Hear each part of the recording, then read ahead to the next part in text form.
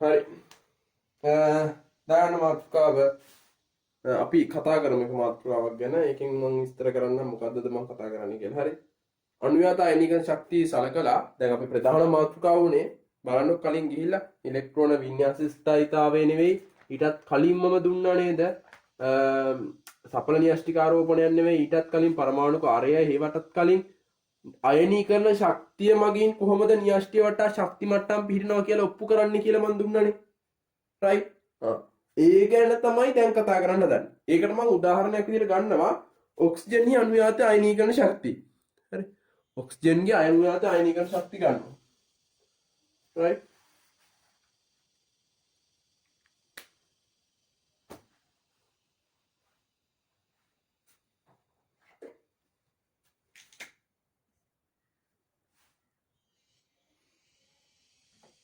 ඔක්සිජන්ගේ අයනීයාත අයනීකරණ ශක්තිය ගන්නවා. මම එහෙනම් දාගන්න මාතෘකාව ඔක්සිජන් හි අණුයාත අයනීකරණ ශක්තියින් සලකමු.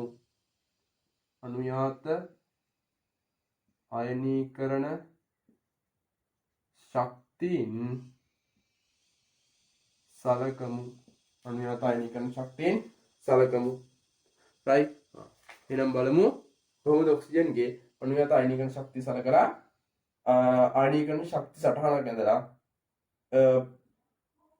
ශක්ති මට්ටම් වල ඉලෙක්ට්‍රෝන පවතිනවා කියලා ඔප්පු කරේ කියලා. හරි. දැන් අයනීකරණය කියන්නේ මොකක්ද කියලා මම කියලා දුන්නානේ. එහෙනම් ඔක්සිජන් වායුමය ඔක්සිජන් වලින් එක ඉලෙක්ට්‍රෝනයක් අයින් වීම අපි කිව්වා පළමු අයනීකරණ ශක්තිය කියලා.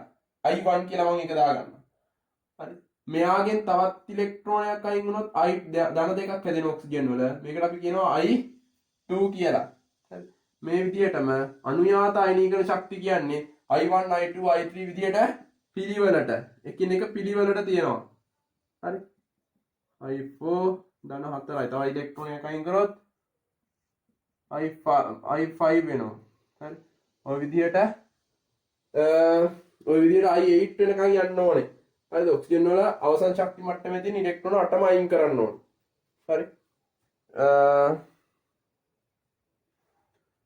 මට මෙතන මෙහෙම මෙච්චර දිගට යනදාම ඉඩ මදි නිසා මම කොට කරලා අදින්න කෙටියෙන් අදින්න පොඩිවට O gas I1 O+ gas O2+ gas O3+ gas O+ gas O2 5 O ධන 6 O ධන 7 O ධන 8 එහෙනම් මේ තියෙනවා I1 I2 I3 I4 I5 I6 I7 I8 හරි 8ක් අයින් කරනවා කියලා හිතාගත්තේ කොහොමද? ඔක්සිජන් කියන්නේ ඔක්සිජන් වල පරමාණු ක්‍රමාංක කීයද? Hydrogen helium lithium beryllium boron carbon nitrogen oxygen 8යි. හරි එතකොට මේ ඉලෙක්ට්‍රෝන 8ම අයින් කරා. පරමාණු ක්‍රමාංක කියන්නේ ඉලෙක්ට්‍රෝනනේ. ඒ ඉලෙක්ට්‍රෝන 8ම අයින් කරා. හරි. මෙන්න ඉලෙක්ට්‍රෝන 8ම අයින් කරපුවාම අණුයාත අයනීකරණ ශක්තියින් ටික. හරි. මේකට තමයි කියන්නේ ඔක්සිජන් වල අණුයාත අයනීකරණ. I1 I2 I3 I4 ඕකට තමයි කියන්නේ අණුයාතයි. එක ළඟ පිහිටි අයනීකරණ ශක්තියින් කියලා. හරිද? මම එක්කිනෙක ප්‍රෝටෝන ගන්න සහ ඉලෙක්ට්‍රෝන ගන්න මම ලියන්න. මෙතන ප්‍රෝටෝන කීයද? 8යි. ඉලෙක්ට්‍රෝන 8යි. මෙතන ප්‍රෝටෝන ගණන. ප්‍රෝටෝන වෙනස් වුණාද ධන එකක් හැදුණා කියලා? නෑ. ප්‍රෝටෝන ගණන වෙනස් වෙන්නේ නෑ. ඉලෙක්ට්‍රෝන ගණන මොකද වෙන්නේ? ඉලෙක්ට්‍රෝන එකක් පිට කරලායි ධන හදන්නේ. එහෙනම් ඉලෙක්ට්‍රෝන දැන් තියෙන්නේ 7යි. එහෙනම් මෙතන ප්‍රෝටෝන 8යි ඉලෙක්ට්‍රෝන 6යි. ප්‍රෝටෝන වෙනසක් නෑ. ප්‍රෝටෝන 8යි ඉලෙක්ට්‍රෝන 5යි. ප්‍රෝටෝන 8යි ඉලෙක්ට්‍රෝන 4යි. ප්‍රෝටෝන 8යි ඉලෙක්ට්‍රෝන 3යි. ප්‍රෝටෝන 8යි ඉලෙක්ට්‍රෝන 2යි. ප්‍රෝටෝන 8යි ඉලෙක්ට්‍රෝන 1යි. ප්‍රෝටෝන 8යි ඉලෙක්ට්‍රෝන නැහැ. ඉලෙක්ට්‍රෝන නැහැ. හරි. එහෙනම් දැන් බලමු මෙයාලගේ අණුයාත අයනීකරණ ශක්තියින් කොහොමද විචලනය වෙන්නේ කියලා. හරි. අණුයාත අයනීකරණ ශක්තියින් විචලනය වෙන්නේ කොහොමද කියලා බලමු. right. මම දෙනවා ශක්තියින් ටික වෙන්න එහෙම. අයනීකරණ ශක්තියින් අයනීකරණ ශක්තියින් I1 I2 I3 I4 I5 I6 I7 I8 1310යි මේ මන් දෙන්නේ අයනිකන ශක්තිය කිලෝ ජූල් මවුලයට හරි මවුලයට කිලෝ ජූල් වලින් 1310යි 3390යි හරි 5320යි 5320යි 7450යි 7450යි 11000යි 13300යි 71000යි 71000යි 84100යි right දැන් මෙන්න මේ ශක්තියට ඉදිරිව අයනීකරණ අවස්ථාව අපි ප්‍රස්ථාරගත කරනවා right දැන් අපිට මේ 84000 ගණන් ප්‍රස්ථාර කොළ අරගෙන ප්‍රස්ථාරගත කරන්න බෑ ඒ ලෙවල් වලට අපි නිකන් දාලා ප්‍රස්ථාරයක් අඳිනවා එමන්දා මේ පැත්ත මම ගන්නවා අයනීකරණ අවස්ථාව කියලා මේ පැත්තට අපි ගන්නවා අයනීකරණ ශක්තිය කියලා කිලෝ ජූල් මවුලයට හරි දැන් මොකද කරන්නේ අයනීකරණ අවස්ථා තියෙනවා 1 2 3 4 5 6 7 8 කියලා 2 3 4 5 6 7 8 කියලා හරි ඒ වගේමයි මෙයාලගේ දැන් ශක්තියින් ටික අපි ලකුණු කරමු හරි පළවෙනි අයනික ශක්තිය කියන්නේ 1310ක් ඒ කියන්නේ මෙන්න මේ හරිය වගේ මම හිතන්න පොඩි ගානන්නේ 3390යි 5320යි 7450යි මෙන්න මේ ඉලක්කම් ටික යනකම් හරිද මේ ඉලක්කම් ටික යනකම්ම එයාගේ ලොකු වෙනසක් වෙලා තියෙනවද 1310 3390 අතර 2000 ගණනක් හරි 1000 ගණනක් හරි පරතරේ තියෙනවා 2000 ගණනක් විතර පරතරේ තියෙනවා හරි 5320යි 3390 අතර ඒ 2000 ගණනක් පරතරේ තියෙනවා හරි 2000ක් හොත් 18 ආසන ගාණක් 7450යි 5720 අතර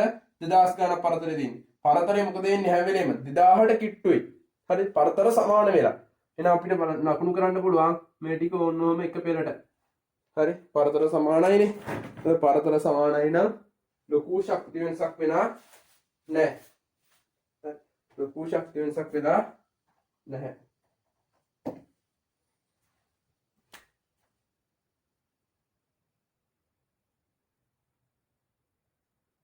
ඔන්නෝම ලකුණු කරන්න පුළුවන් හතරවෙනි ශක්ති මට්ටමට යනකම් හරි ඊට පස්සේ එතනින් එහාට යනකොට මේ බලන්නකො මෙතන ඉඳන් මෙතෙන්ට යද්දි 7450 ඉඳන් 11000ට යනකම් පොඩි වෙනසක් වෙලා තියෙනවා. නමුත් ඒක සැලකිය යුතු තරම් වෙනසක් නෙමෙයි. 11න් හදා ගන්න 3000 ගානක 4000 ගානක වගේ වෙනසක් නෙමෙයි 3000 ගානක වෙනසක් නෙමෙයි. ලොකු වෙනසක් නෙමෙයි පොඩි වෙනසක් වෙලා තියෙනවා. right? පොඩි වෙනසක් වෙලා තියෙනවා. ඒ නිසා මෙයාගේ මේ යන ගමන චුට්ටක් වෙනස් වෙනවා. හැබැයි පේන්න වෙනස් වෙන්නේ නැහැ. හරිද? පේන්න වෙනස් වෙන්නේ නැහැ. ඒකට ඊට වඩා වැඩි මෙයාගේ.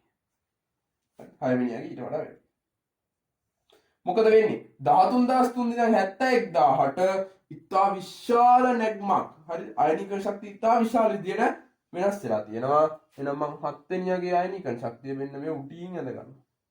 ඔය කට්ටිය මේ අක්ෂය තව උස්සන්න උඩට. මට ඉඩ නැහැ. හරි 8 වෙනිය මොකද වෙන්නේ? 8 වෙනිය එච්චර නෑ. 71000 ඉඳන් 84000ට එච්චර ලොකු ගණන් නෙවෙයි. එයාලා මෙන්න මෙහෙම. දැන් ප්‍රස්ථාරය අඳින්න.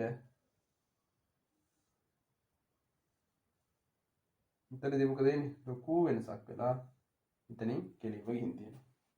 හරි. මම මේ ප්‍රස්ථාරේ A B C D කියලා කලාප දෙකකට වෙන් කරනවා. A B සහ B C සහ C D කියලා කලාප තුනකට වෙන් කරනවා. කලාප තුන ගැන මම වෙන වෙනම කතා කරන්නම්. හරි. A වලින් ඉඳන් B වලට යනකම් ඉලෙක්ට්‍රෝන වල කිසිම ලොකු වෙනසක් සිද්ධ වෙලා නැහැ. නිකන් සාමාන්‍යයෙන් වැඩිවීමක් විතරයි වෙලා තියෙන්නේ. නමුත් B වලින් ඉඳන් C වලට යනකොට මොකද වෙලා තියෙන්නේ? ලොකු වෙනසක් වෙලා තියෙනවා. ඒකට හේතුවක් තියෙනවා. right? මෙයාගේ ඔක්සිජන්ගේ ඔක්සිජන්ගේ ඉලෙක්ට්‍රෝන කොහොමද තියෙන්නේ? 1s2යි 2s2යි 2p4. මෙන්න තියෙනවා දෙවෙනි ආවර්තයේ මුල් ද්‍රව්‍ය 6. මෙන්න මේ මුල් ද්‍රව්‍ය 6 යනකම් මොකද වෙලා තියෙන අයනික ශක්තිය? ලොකු වෙනසක් වෙලාද? නැහැ. දෙවන ආවර්තයේ ඉඳන් හරි දෙවන ප්‍රධාන ශක්ති මට්ටමේ ඉඳන් පළවෙනි ප්‍රධාන ශක්ති මට්ටමට වැඩිච්ච ගමන්ම හරි දෙවන ප්‍රධාන ශක්ති මට්ටමේ ඉඳන් පළවෙනි ප්‍රධාන ශක්ති මට්ටමට වැඩිච්ච ගමන්ම මොකද වෙලා තියෙන්නේ? මේ ඉලෙක්ට්‍රෝන දෙකට පිට කරන්න. ඉතින් ලොකු අයනීකරණ ශක්තියක් ලොකු ශක්තියක් පිට කරලා තියෙනවා. හරි ලොකු ශක්තියක් ලබාගෙන තියෙනවා. ඒ නිසා මොකද වෙන්නේ?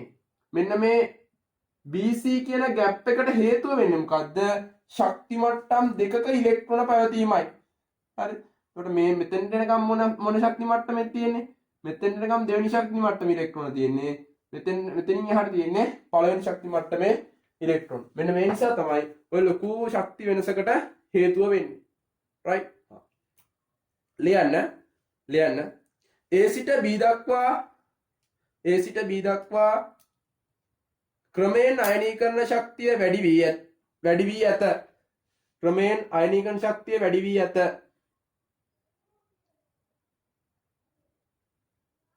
ක්‍රමයෙන් අයනීකරණ ශක්තිය වැඩි වී ඇත. ඊට හේතුව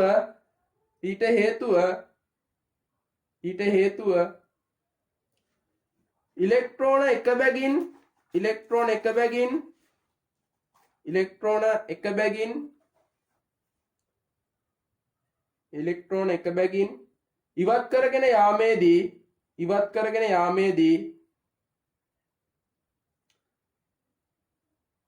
ඉවත් කරගෙන යාමේදී නිවාරක ආචරණය ක්‍රමයෙන් අඩු වී සඵල න්‍යෂ්ටික ආරෝපණය වැඩි වීමයි. නිවාරක ආචරණය ක්‍රමයෙන් අඩු වී සඵල න්‍යෂ්ටික ආරෝපණය වැඩි වීමයි. හරි.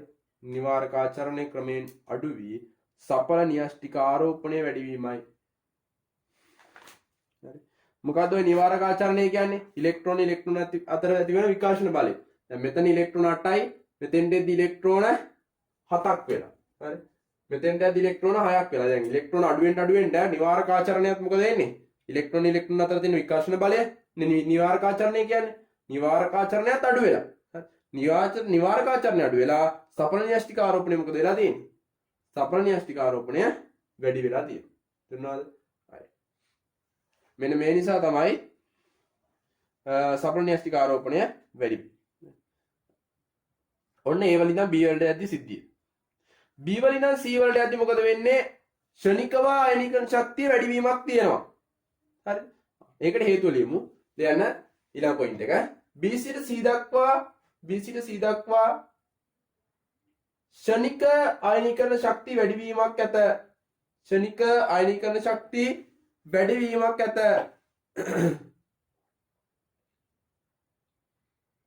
ඊට හේතුව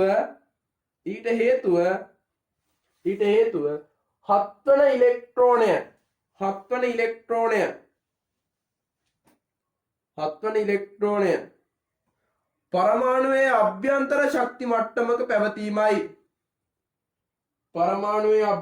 ශක්ති මට්ටමක පැවතීමයි.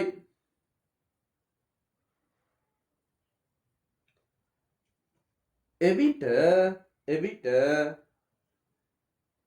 හත්වනියට ඉවත් කරන ඉලෙක්ට්‍රෝනයට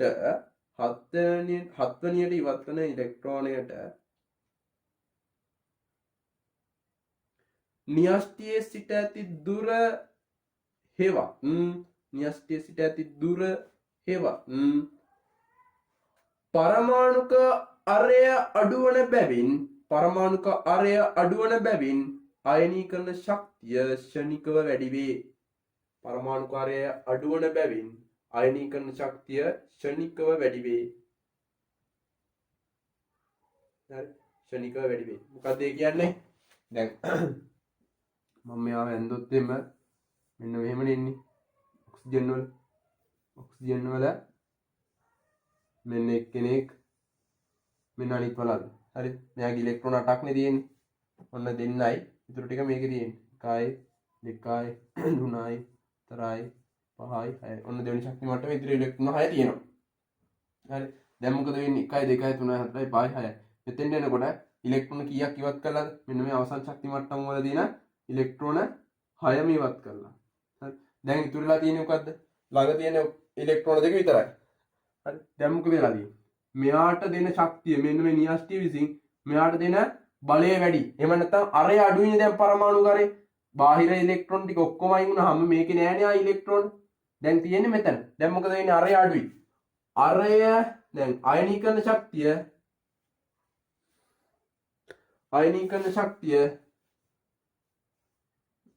අයනීකරණ ශක්තිය අරයට මොකද වෙන්නේ?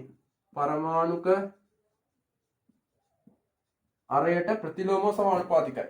පරමාණුක අරයට ප්‍රතිලෝම සමානුපාතිකයි. තේරුණාද? අයනීකරණ ශක්තිය පරමාණුක අරයට ප්‍රතිලෝම සමානුපාතිකයි. මේ නිසා මොකද වෙන්නේ? පරමාණු කාර්යය චූටි වුණා පරමාණු කාර්යය පොඩි වෙනකොට අයනීකරණ ශක්තිය මොකද වෙන්නේ?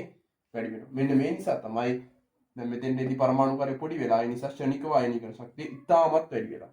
තේරුණාද? රයිට්. ක්ෂණිකව වැඩි වෙයි කියලා ලියවනේ. ඊට C වලින් දැන් D වලට යද්දී අපි ලියමු. C සිට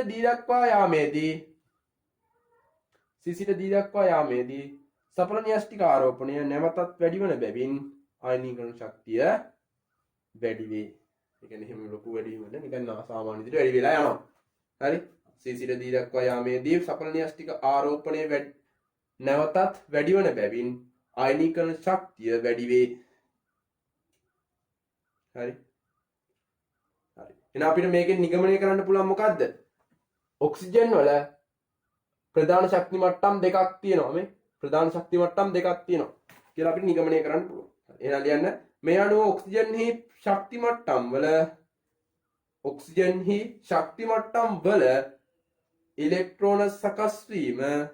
ඉලෙක්ට්‍රෝන සකස් වීම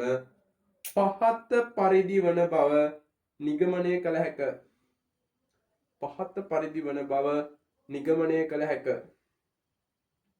right? පහත පරිදි වන බව නිගමනය කළ හැක. හරි. මේක දාලා මේක ඇඳගත්තානේ කලින්. හරි මේක දාපු තැනම මේක ඇඳගත්තා. ඊට පස්සේනේ A සිට B දක්වා කිය ලිව්වේ. හරි. දැන් එහෙනම් ඔය කියපු එකේ නිගමනයේ අඳිමු. හරි. න්‍යෂ්ටිය තියෙනවා. හරි. ඒ වටේට ඉලෙක්ට්‍රෝන තියෙනවා. හරි. ඒකට මේ දෙන ඉලෙක්ට්‍රෝන පස්සේ මේ තියෙන ඉලෙක්ට්‍රෝන ඉතුරු ටික. හරි. ඒ කියන්නේ මේ ඉලෙක්ට්‍රෝන දෙක තමයි ඇතුළු ශක්ති මට්ටමේ තියෙන්නේ. මෙතන ඉලෙක්ට්‍රෝන 6ක් තියෙනවනේ. ඒ 6 තමයි මේ වටේ ශක්ති මට්ටමේ තියෙන්නේ. හරි. වටේ ශක්ති මට්ටමේ තියෙන්නේ ওই ඉලෙක්ට්‍රෝන 6. හරි. එහෙනම් ඊළඟ තර ලකුණු දාලා ලියන්න. එනම් අයනීකරණ ශක්ති මගින් න්‍යෂ්ටිය වටා විවිධ ශක්ති මට්ටම් වල ඉලෙක්ට්‍රෝන පවතින බව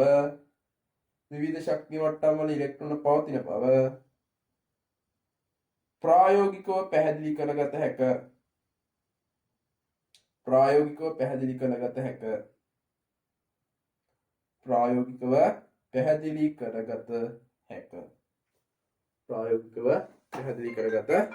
හැක.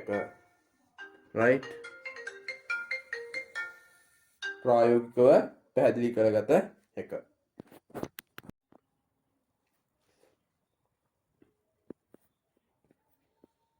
හරි. එහෙනම් අපි තව උදාහරණයක් අඳිමු.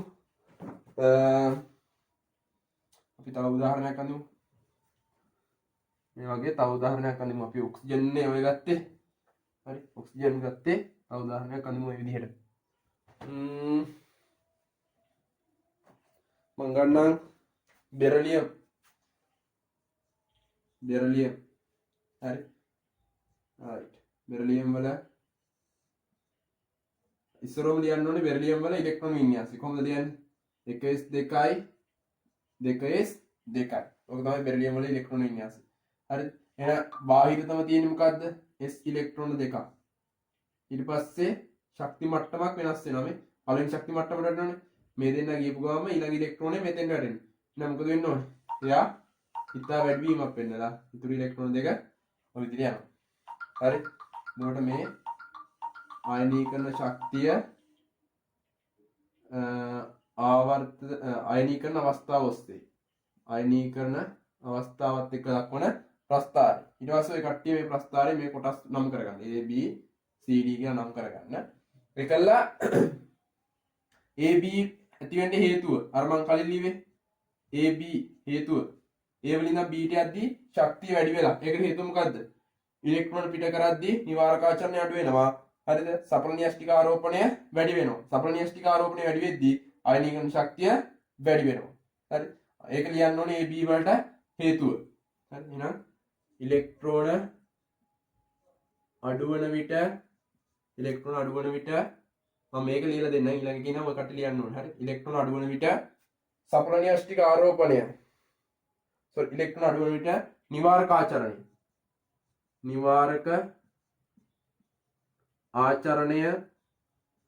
අඩුවේ. නිවාරක ආචරණය අඩුවේ නම් එම නිසා සඵල න්‍යෂ්ටික ආරෝපණය අඩුවේ. සඵල න්‍යෂ්ටික ආරෝපණය වැඩි වේ. නිවාරක ආචරණය අඩු වෙද්දී සඵල න්‍යෂ්ටික ආරෝපණය වැඩි වෙනවා. හරි? සඵල න්‍යෂ්ටික ආරෝපණය වැඩි වේ. හරි? එම නිසා සඵල න්‍යෂ්ටික ආරෝපණය වැඩි වේ. එම නිසා අයනීකරණ ශක්තිය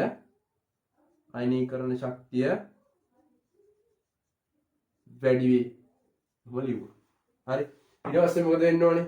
B වලින් නම් C වලට යද්දී BC ක්ෂණිකව වැඩි වෙලා තියෙනවා. ක්ෂණිකව වැඩි වෙන්න හේතුව මොකද්ද? දෙවෙනි ප්‍රධාන ශක්ති මට්ටමේ ඉඳන් පළවෙනි ප්‍රධාන ශක්ති මට්ටමට ඉලෙක්ට්‍රෝන වැටිලා තියෙනවා. එහෙනම් ඒක ලියන්න BC හේතුව වල B වල සිට C ට යන විට පරමාණුක අරය අඩු වෙනවා. හරි? පරමාණුක අරය කියන්නේ මෙහෙම නෙමෙයි. B සිට C ට යන විට අරය අඩුවේ. හරි? අරය අඩුවේ කියලා ලියන්න. හරි? මම කටුවට ලියන්නේ. ඔකට ලස්සන ලියන්න. අරය අඩුවේ. අරය අඩු වෙනවා නම් හරි? අයනීකරණ ශක්තිය පරමාණුක අරයට මොකද වෙන්නේ? ප්‍රතිලෝම සමානුපාතිකයි. එම නිසා අරය අඩු වෙනවා. අරය අඩු වෙනවා නම් අයනීකරණ ශක්තිය මොකද වෙන්නේ? වැඩි වෙනවා. අයනීකරණ ශක්තිය වැඩි වේ. මේ නිසා B සිට C දක්වා ක්ෂණික වැඩිවීමක් දක්වනු ලැබේ. හරි? ඊට පස්සේ ආය CD වෙනකොට CD වල සාමාන්‍ය පරිදි වැඩිවීමක් දක්වන්නට ලැබේ. හරි? සාමාන්‍ය වැඩිවීමක් දක්වනු ලැබේ. ඒකට හේතුව නිවාරක ආචරණය අඩු වෙලා සඵල න්‍යෂ්ටික ආරෝපණය වැඩි වීමයි. පැහැදිලිද? ඔය විදිහට මම දෙනවා මූලද්‍රව්‍ය ටිකක්. ඒ කට්ටිය ඉලෙක්ට්‍රෝන වින්‍යාස ලියලා අඳින්න ඕනේ. හරි? ඊළඟට මම ගන්නම් කාබන්. හරි? කාබන් වල ඉලෙක්ට්‍රෝන වින්‍යාසය එන්නේ 1s2යි 2s2යි 2p2යි. හරි? එතකොට මෙයාගේ අවසන් ශක්ති මට්ටමේ ඉලෙක්ට්‍රෝන කීයක් තියෙනවද? 2යි 4ක් තියෙනවා. හරි? එහෙනම් මෙයා වඳිමු අයනීකරණ ශක්තිය අයනීකරණ අවස්ථාවට ප්‍රස්ථාරගත කරනවා. එතකොට අවසන් ශක්ති මට්ටමේ ඉලෙක්ට්‍රෝන 4යි 1යි 2යි 3යි 4යි. ඊට පස්සේ පළවෙනි ශක්ති මට්ටමටදී මොකද වෙන්නේ? ක්ෂණික වැඩිවීමක් වෙනවා. වෙලා ඉලෙක්ට්‍රෝන දෙයක් ඉස්සරහට පයින්නවා. තේරුණානේ? රයිට්. එතකොට මෙයාගේ අවස්ථා දෙකයිනේ A B C D කියලා නම් කළා. A වලින් ඉඳන් B වලට මේ වගේ විස්තරය ලිව්වා. B වලින් ඉඳන් C වලට විස්තරය ලිව්වා. C වලින් ඉඳන් D වලට විස්තරය ලිව්වා. ඉවරයි. හරි? ඔය විදිහට මම දෙන අණු ටිකේ ඔක්කොගෙම. හරි? මෙතන දැන් ગેප් 3යිනේ තියෙන්නේ. තව තියෙන්න පුළුවන්. හරි? මෙහෙම ගිහිලා ආයෙ වැඩි වෙන ඔය විදිහට යන්න ඒවා තියෙන්න පුළුවන්. හරි? සෝඩියම් වල එහෙම දෙකක් තුනක් යන්න පුළුවන් මේ විදිහට. හරි? ඒ නිසා කල්පනාවෙන් අඳින්නේ ටික. රයිට්.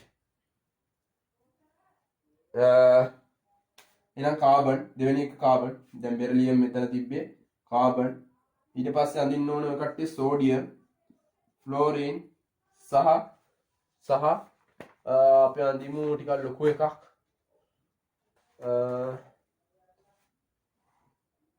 පොටෑසියම්, ඇලුමිනියම් ඔය වගේ ඒවා අඳින්න. හරි? මේ ටිකේ ඔය විදිහට ප්‍රස්ථාරය ඇඳලා විස්තර කරන්න. ප්‍රස්ථාර ටික ඇඳලා විස්තර කරන්න. right? හොඳයි. හරි. මට ඔය වැඩ ටික කරලා එවන්න. තව කැල්සියම් තදින් අවුලන්නේ ඔය කනින් අඳිමු ටික ඔය. කැල්සියම් තදින්ම ඇඳලා ප්‍රස්ථාර විස්තර කරන්න ඕනේ. හරි? ප්‍රස්ථාර විස්තර කරන්න ඕනේ. කැල්සියම් වල ඇඳහම මේ විදිහට හරි. කැල්සියම් වල ඉලෙක්ට්‍රෝන වින්‍යාසය ලියමු. 1s2යි 2s2යි 2p6යි 3s2යි 3p6යි 4s2යි. හරි. එතකොට මෙයාගේ අයනීකරණ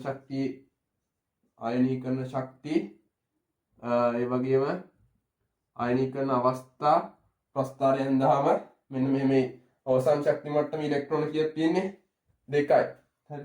මේක අර අයනීකරණ ප්‍රධාන ශක්ති මට්ටම් පිළිවෙලට හදාගන්න ඉස්සෙල්ලා. හරි. ප්‍රධාන ශක්ති මට්ටම් පිළිවෙලට හදාගන්න. මේ ඉලෙක්ට්‍රෝන වින්‍යාසය. ඊට පස්සේ අන්තිම එකේ තියෙන්නේ ඉලෙක්ට්‍රෝන 2යි. 1යි 2යි. ඒකේ සාමාන්‍ය වැඩිවීම. හරි. ඒකට හේතුව නිවාරක සපල න්‍යෂ්ටික ආරෝපණය වැඩිවීම. ඊට පස්සේ 4 ඉඳන් 3ට වැටෙනවා. 3ට වැටිච්චාම මොකද වෙන්නේ? ක්ෂණික වැඩිවීමක්. හරි. ක්ෂණික වැඩිවීමක්. ඒකට හේතුව අරේ අඩු වෙනවා. ඒ කියන්නේ 4 වෙනි ශක්ති මට්ටමෙන් 3 වෙනි ශක්ති මට්ටමට වැටෙද්දී අරේ ඊටාම අඩු වෙනවා. අරේ අඩු වෙන්න මොකද වෙන්නේ? අයනීකරණ ශක්තිය වැඩි වෙනවා. අරේ අඩු වෙන්න අයනීකරණ ශක්තිය වැඩි වෙනවා. ඊට පස්සේ p වල ඉඳන් මෙතන 3 වෙනි ශක්ති මට්ටමේ ඉලෙක්ට්‍රෝන 6යි 2යි 8ක් තියෙනවා. එහෙනම් මෙතනින් 1යි 2යි 3යි 4යි 5යි 6යි 7යි 8ක් යනවා. 8ක් යනවා. ඊට පස්සේ මොකද වෙන්නේ? මෙතනට නිකන් ආවා. දැන් මොකද වෙන්නේ? ආය ශක්තිය 3 වෙනි ශක්ති මට්ටමෙන් 2 වෙනි ශක්ති මට්ටමට මාරු වෙනවා. ආයෙත් වැඩිවීමක්. හරි. ඊට පස්සේ ආයෙත් 8ක් යනවා. 1යි 2යි 3යි 4යි 5යි 6යි 7යි කියලා 8ක් යනවා. ඊට පස්සේ ආයෙත් ක්ෂණික වැඩිවීමක්. ඊට පස්සේ 2ක් යනවා. ඊට පස්සේ මෙයා A B C D E F G කියලා මාක් කරගන්න. G H කියලා මාක් කරගන්න. මාක් කරලා හැම එකක්ම විස්තර කරන්න. හරි. AB වැඩි වෙන්න හේතුව මොකද්ද? සපල න්‍යෂ්ටික ආරෝපණය වැඩි වේ. එම නිසා අයනීකරණ ශක්තිය ක්‍රමයෙන් වැඩි වේ. A සිට B දක්වා ක්‍රමයෙන් වැඩි වේ. BC වැඩි වීමට හේතුව 4 වෙනි ශක්ති මට්ටමේ සිට 3 වෙනි ශක්ති මට්ටමට ඉලෙක්ට්‍රෝන වැටේ. එම නිසා ක්ෂණික වැඩිවීමක් පරමාණුක අරය අඩු වේ. අරය අඩු වීම නිසා ක්ෂණිකව අයනීකරණ ශක්තිය වැඩි වේ. හරි. ඔය විදිහට විස්තරාත්මකව ලියන්න ඕනේ. හරි. එතකොට මේ මුල් ටොපික් ටික ඔක්කොම ඔය කට්ටිය ලියලා ඉවර කරන්න. ලියලා ඉවර කරපුවාමම අනිත් වීඩියෝ එක දාන්න. හරි. මට ලියලා ඉවර කළා මට පෙන්නන්න ඕනේ. හරි. මොකද පෙන්නන්න ඔය කට්ටිය වැඩ කරන්න නැතුව මම වීඩියෝ දාලා තේරුම්න්නේ නැහැ නේ. හරි. ඔය කට්ටිය වැඩ කරන්න නැතුව මට වීඩියෝ දාලා තේරුම්න්නේ නැහැ. ඒ නිසා වැඩ කරන්න. මොනවා හරි ප්‍රශ්න තියෙනවා නම් මොකක් හරි දෙයක් තේරෙන්නේ නැත්නම් මොනවම හරි ප්‍රශ්න තියෙනවා ඒ වෙලෙම කෝල් එකක් ගන්න. හරි. කිසිම ප්‍රශ්නයක් නැහැ මම ෆෝන් එක උස්සනවා. හරි. කිසිම ප්‍රශ්නයක් නැහැ ෆෝන් එක උස්සනවා. කතා කරලා ඕන දෙයක් අහගන්න පුළුවන්. රයිට්.